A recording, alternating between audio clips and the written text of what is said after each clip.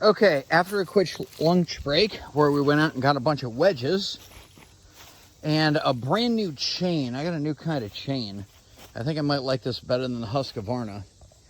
I got the log roller, also a fluorescent color, and rolled this thing over a little bit to make sure the chain wasn't going into the ground.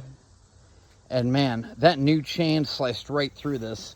Let's break this off and see if it's nice and flat like I hope. Okay, this side just fell right off. That's perfect. Over here, it looks like I didn't cut down far enough. Wow, you can see those ants. There's a good portion of that wood that's rotten. All that is. We'll see. We'll at least get some 2x4s out of it. That I'm going to have to cut further through, so I'll have to readjust the saw depth. That's about as deep as that saw is going to cut on that thing. So I'll have to figure out another way to do this.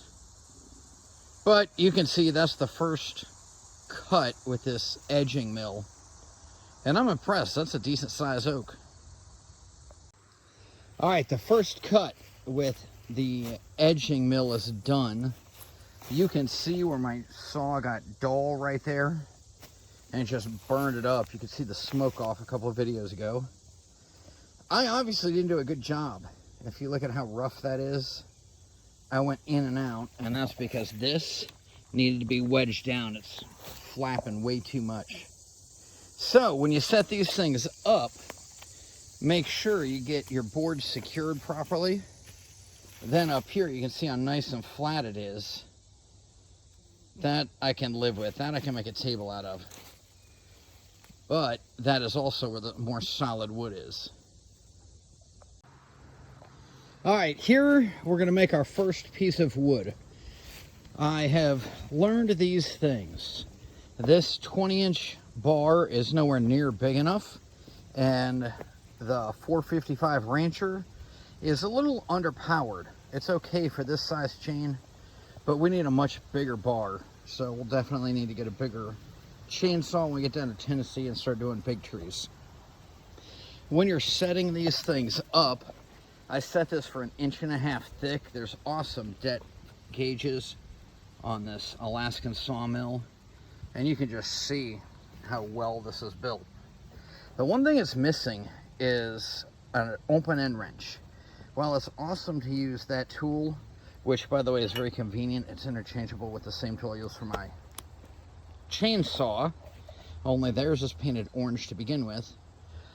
When I'm working, probably because it's so small, there just isn't enough room to get in there and tighten up these bolts to lock the blade in. So I did take an old open end wrench and paint it orange, so I know it always goes with this set. Okay, I'm 5 or 6 foot into this first cut. You can see how bad that is right there because of the first edging cut. I want to see if this is going to work. I think it's going to make the top board uneven, but I should have a flat surface after that. That's why I only set it at 1.5 inches. Also, I felt my saw binding up. Don't forget to put in wedges after you start cutting on each side.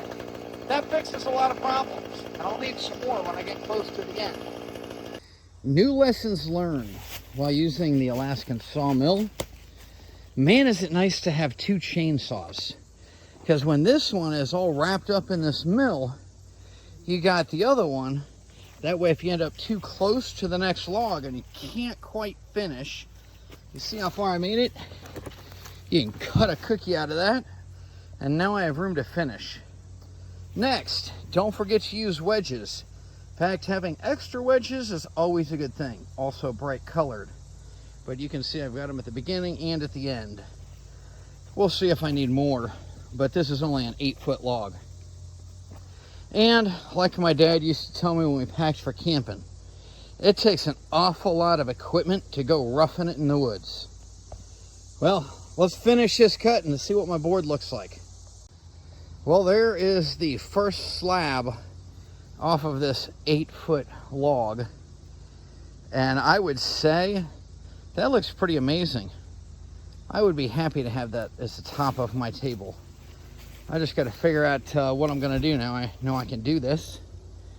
And I think we'll make some legs and cross members think the rest of the day I'm just gonna cut more of these, and then we'll take the best pieces and make them the top. But I have found that, yeah, you can absolutely do this with one person, especially if you don't have two kids like me to help out. They both went to Ethan's farm so they could work on the bathroom. Ethan decided he's totally remodeling the bathroom and ripped it out almost a year ago, and they're finally getting around to redoing more and putting the drywall in. Me, I'd rather spend my weekend out here playing, working with the wood. So, this is it, and we'll talk to you on Monday morning on the Real Power Family Radio Show. Hope you're all having as much fun as we are this weekend.